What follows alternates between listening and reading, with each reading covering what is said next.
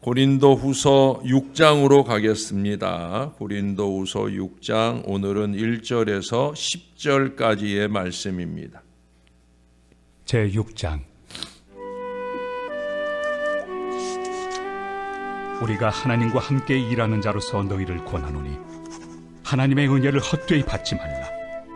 이르시되 내가 은혜 베풀 때 너에게 듣고 구원의 날에 너를 도왔다 하셨으니 보라, 지금은 은혜 받을 만한 때요, 보라, 지금은 구원의 날이로다. 우리가 이 직분이 비방을 받지 않게 하려고 무엇에든지 아무에게도 거리끼지 않게 하고 오직 모든 일에 하나님의 일꾼으로 자천하여 많이 견디는 것과 환난과 궁핍과 고난과 매맞음과 갇힘과 난동과 수고로움과 자지 못함과 먹지 못함 가운데서도 깨끗함과 지식과 오래 참음과 자비함과 성령의 감화와 거짓이 없는 사랑과 진리의 말씀과 하나님의 능력으로 의의 무기를 좌우해 가지고 영광과 욕됨으로 그러했으며 악한 이름과 아름다운 이름으로 그러했느니라.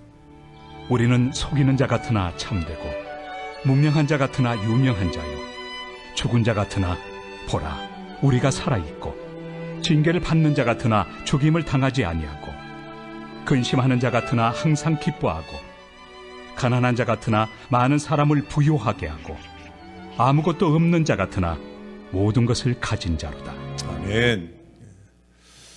어떤 여집사님이 아주 교회 생활을 열심히 하는데 예배 때마다 열심히 찬송도 하고 또 열심히 기도도 하고, 그런데 자기 남편은 가자고 자꾸 조르면 한 달에 한 번 교회에 따라갑니다.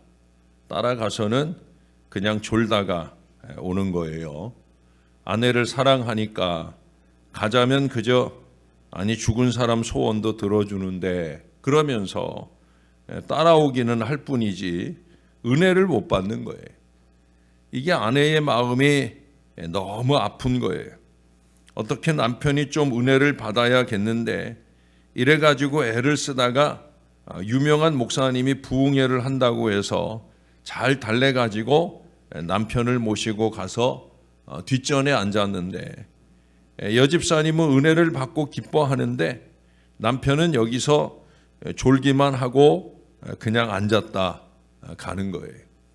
이게 너무 속상해서 다음 날 또 데리고 갔어요. 다음 날에는 여보, 오늘은 뒷전에 앉지 말고 앞에 앉아서 우리 아랫목에 가서 뜨끈뜨끈한 데서 은혜 좀 받읍시다. 그래서 같이 제일 앞자리에 가서 은혜 받으려고 했는데 역시 집사님은 은혜가 충만한데 남편은 그 앞자리에서 강사 목사님 뵙기 민망하게 졸고 있는 거예요.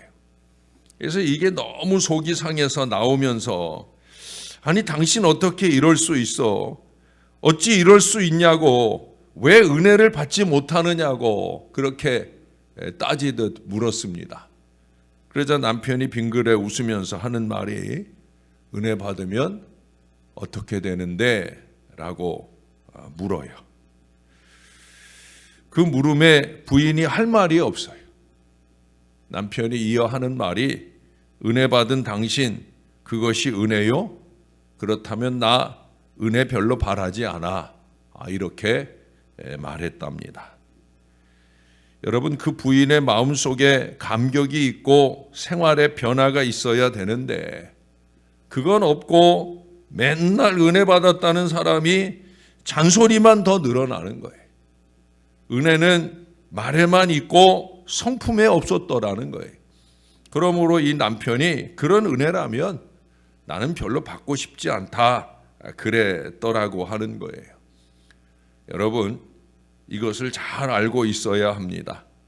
참 은혜는 삶의 의미를 변화시키고 새 사람이 되게 하고 얼굴까지 달라지고 마음도 달라지고 말이 변해야 되는 거죠.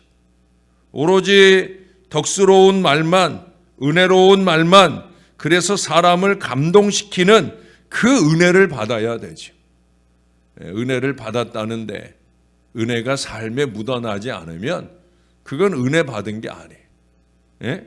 여기 1절에 그러잖아요. 우리가 하나님과 함께 일하는 자로서 너희를 권하노니 하나님의 은혜를 헛되이 받지 말라. 2절에서는 뭐라고 그래요? 내가 은혜 베풀 때에 너에게 듣고 구원의 날에 너를 도왔다 하였으니 보라 지금은 은혜 받을 만한 때요 보라 지금은 구원의 날이로다. 할렐루야. 은혜 받을 만한 때예요. 은혜 받을 만한 때. 예? 이제 오늘부터 사순절이 시작이 되는데 은혜 받기 좋은 절기예요. 다음 주 수요일부터는 워킹 위드 지저스 해서 우리 예수님 복음서 안에 예수님의 일생 부활 때까지 넘어가는 한 주간을 지내야 되기 때문에 다음 주 수요일부터 시작이 되는데 그렇게 주님과 함께 가는 사순절 여정을 지날 거예요. 은혜 받을 때 지난주에도 어떤 분이 은혜를 많이 받았어요. 그래서 그저 은혜의 매개체로 쓰임받은 목사한테 막 감사하다 하시는 거예요. 그런데 그런 중에도 은혜도 못 받고 설사 은혜를 받아도 그 은혜를 지키지 못하는 사람들이 너무 많다는 거예요. R.A. 토레이라고 하는 목사님이 계셔요. 아주 유명한 분인데 이 목사님에게 어느 날 어떤 여인 한 사람이 찾아와서 안타까운 상담을 했어요. 목사님, 저는 예수님을 좀 화끈하게 믿고 싶어요. 좀 더 뜨겁게 믿고 싶어요. 충만한 가운데 살고 싶은데 이게 잘 되지를 않아요. 부흥회에도 참석해보고 목사님께서 인도하시는 부흥회에도 제가 여러 번 따라다니면서 은혜 받아보려고 애를 썼는데 이 은혜가 오지를 않는 거예요. 좀 화끈하게 은혜 속에서 살아야 되겠는데 이렇게 열심히 교회 생활한다 해도 은혜가 없는데 도대체 어떻게 하면 좋겠습니까? 목사님께서 참 지혜로운 말씀을 가르쳐 주셨어요. 뭐라고 기도하십니까? 라고 묻습니다. 기도 제목이야 많죠. 나열을 합니다. 그러지 말고 늘 기도하는 거 하나님이 다 들으셨을 테니까 조금 미뤄두고 기도할 때마다 딱 한 가지 제목으로만 기도하십시오. 뭔데요? 라고 물으니까 하나님 아버지 나 자신을 알게 해주세요. 하나님 아버지 나 자신을 알게 해주세요. 자신을 똑바로 알게 해주세요. 정직하게 알게 해주세요. 이렇게 기도하십시오. 정말 그대로 이 착한 믿음의 아주머니께서 그대로 순종을 했어요. 기도할 때마다 하나님 나 자신을 알게 해주세요. 나 자신을 바로 알게 해주세요. 바로 보게 해주세요. 그렇게 간절히 며칠 기도를 했는데 정말 하나님께서 응답해 주시는데 하나님의 그 거룩한 영광 속에서 자기 모습이 선명하게 나타났어요. 얼마나 추하고 얼마나 더러운지 머리끝서부터 발끝까지 성한 곳이 하나도 없더랍니다. 더럽고 시기, 질투, 명예, 욕심 게다가 거짓까지 게으르기는 또 얼마나 게으른지 너무너무 더럽고 추해서 고개를 들 수가 없더라는 거예요. 그러고 나니 남편을 바라볼 수가 없어요. 부끄러워서 아이들을 대할 수도 없어. 목사님을 바라보긴 더더욱 어려웠겠죠. 이렇게 추하더라는 거예요. 너무너무 마음이 아프고 슬퍼서 또다시 목사님께 와서 목사님 이제는 너무 창피해서 살 수가 없는데요. 어떻게 하면 좋겠습니까? 그러자 목사님이 다음 기도를 하세요.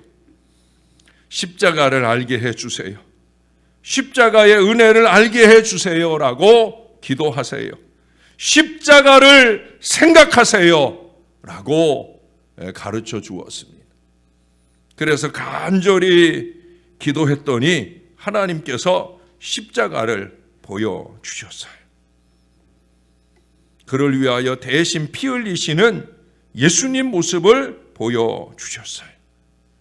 그 십자가 위에서 내가 너를 사랑하노라. 내가 너를 사랑하노라. 너무 감격했어요. 이제 비로소 충만한 은혜의 사람이 되었더라 하는 그런 얘기입니다. 여러분, 자기 자신을 알아야 됩니다. 내가 누굽니까? 나의 나됨을 똑바로 알아야 됩니다. 하나님 앞에 나를 바로 알아야 됩니다. 그러고 나면 누구를 원망할 것이 없어요. 누구를 비방할 자신이 없어요. 섭섭하고 억울하고 분하고 이게 다 택도 없는 얘기예요. 그럴 일이 있을 수 없는 거예요. 그런 게 있을 수 없는 거예요. 오로지 은혜로 다가오시는 주님 앞에 감사할 뿐입니다. 여러분, 은혜를 입게 되면 은혜를 알 때는 나 자신의 의의가 부정되는 거예요. 그래서 내 공로도 아니고 내 진실도 아니고 내 의도 아니고 내 노력도 아니고 내 생각 내 지혜도 아니고 이게 다 없어지는 거예요. 오직 은혜, 그것도 현실적인 은혜, 그 속에서 자기가 완전히 사라져버리고 은혜만 남는 그 은혜 인생으로, 여러분, 이게 은혜 받는 겁니다. 그래서 이렇게 은혜를 받으면 겸손해지는 거예요. 왜 겸손해져요? 자기를 알게 됐으니까. 자기가 얼마나 부족하고 추한 인생인지. 뭐 교회에서 모네 직분 붙여 자기를 불러주는데 그에 합당하기는 요만큼도 없는 그런 부끄러운 모습에 자기가 보이니까. 그래서 겸손해지는 거예요. 낮아지는 거예요. 은혜 받았답시고 교만해지면 그건 은혜를 헛되게 하는 거예요. 많은 사람들이 1절에서 말하는 은혜를 헛되이 받지 말라, 이 말씀에 걸리는 이유가 뭐냐? 은혜 받았다는데 더 교만해지는 거예요. 여러분, 교만 인생은 절대 은혜 없는 사람이에요. 은혜를 받지도 못하고 은혜도 없고. 그러면 오늘 본문에 나타난 이 모든 일의 의미와 목적은 무엇이었겠습니까? 왜 사도 바울은 모든 일에 많이 견디고 환난과 궁핍과 곤란과 다른 여러 어려움을 다 감당하고 있었을까요?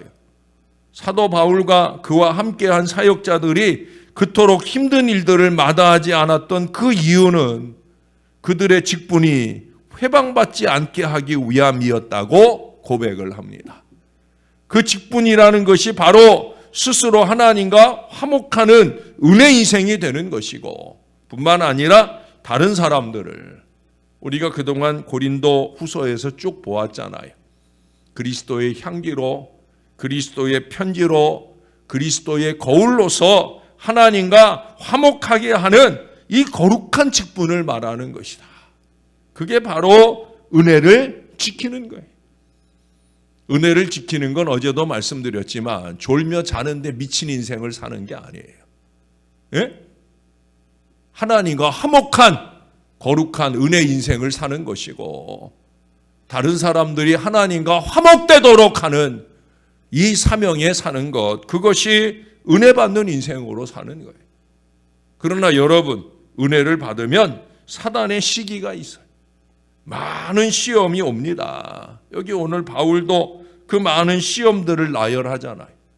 그러나 하나님께로 받은 거룩한 은혜의 직분을 지켜내기 위해서 그 모든 것들을 다 이겨냅니다. 여러분, 이러한 깨달음 속에서 사도 바울과 그의 동역자들은 단지 어려움과 고난을 견디는 것에 그치고 있지 않다는 거예요. 그들은 더욱더 앞으로 나아가고 있는 걸 보게 됩니다. 여기 8절부터 10절에 나오는 대로 그들에게는 당당함이 있었어요. 세상이 감당하지 못할 기쁨이 있었습니다.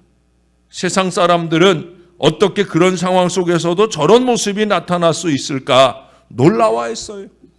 그들이 그럴 수 있었던 이유는 마음속에 하나님의 일에 대한, 그리고 자신의 일에 대한 큰 소망과 목적, 의미를 가지고 있었기 때문에. 그저 오니까 와가지고 그저 앉아 있는 게 아니란 말이에요. 그저 하니까 하는 게 아니란 말이에요.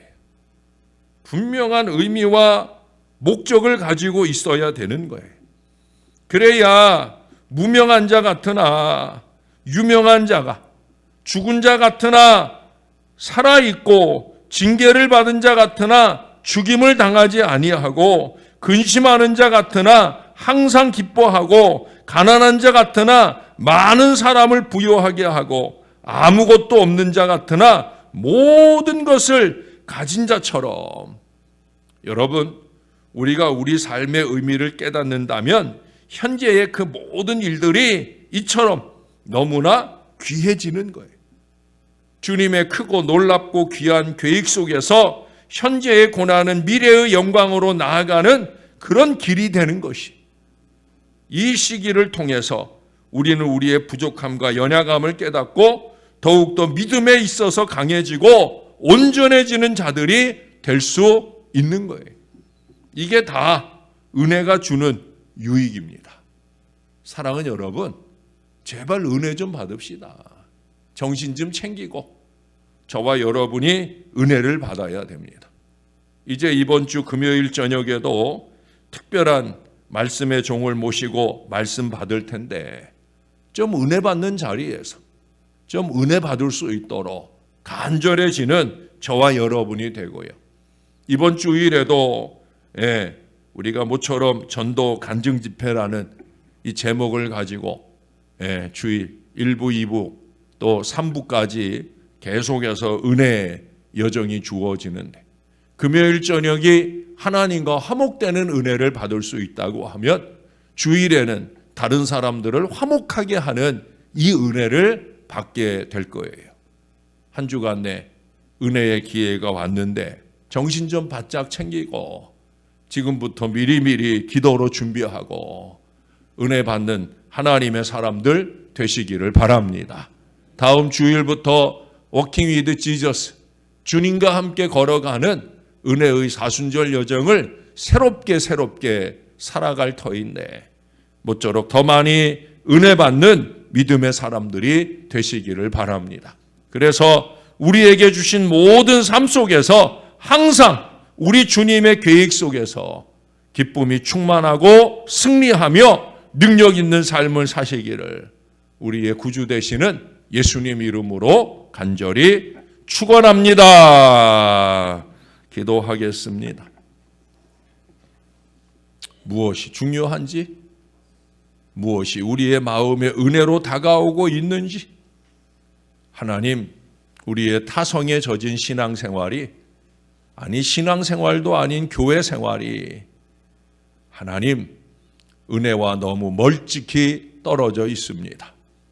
말씀을 통해 나 자신을 볼 줄도 모르고 찔리는 말씀에 회개하기는커녕 찔리는 말씀을 줬다고 목사를 향해 이를 갈기나 하는 어리석은 인생을 사는 사람들이 오늘날 너무나 많습니다. 하나님 앞에 은혜를 받아야 되는데, 받은 바 은혜를 헛되이 쏟아놓지 말고 정신 바짝 차리고 은혜를 내 입술에, 은혜를 내 삶에 채워가며 살아야 되는데, 하나님 아버지, 우리를 도와 주시옵소서. 하나님 앞에 나 자신을 바로 볼 줄 알게 도와주시고, 그 하나님 앞에 추한 나의 모습이 참으로 십자가의 보혈의 은혜로 씻겨지는 새로운 감동이 우리 안에 넘쳐나는 이 사순절 절기를 잘 지낼 수 있게 도와주시옵소서. 주님과 함께, 오직 주님과 함께 은혜 인생 될 수 있음을 잊지 말게 도와주시고, 주님을 의지하고 주님께 매달려서 은혜의 걸음을 한 발짝 잘 걸어가는, 그래서 우리도 바울처럼, 바울의 동역자들처럼 그렇게 우리도 은혜 안에 사는 당당한 그리스도인 될 수 있게 도와주시옵소서.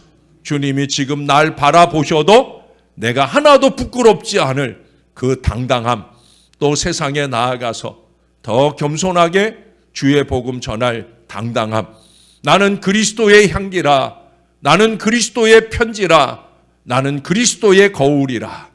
그렇게 내가 만나는 모든 사람들에게 예수를 보여줄 수 있는 거룩한 은혜 안에 사는 저와 이 모든 사람들 되게 하여 주시옵소서. 그래서 우리의 찬양이 달라지고 기도가 달라지고 예배가 달라지고 나와 함께 내 곁에 앉은 사람들이 나의 졸음병에 전염되는 것이 아니라 나의 은혜에 전염되는 이 놀라운 은혜가 날마다 우리 안에 넘쳐나게 도와 주옵소서. 주님 사랑합니다. 감사합니다. 예수님 이름으로 기도합니다. 아멘.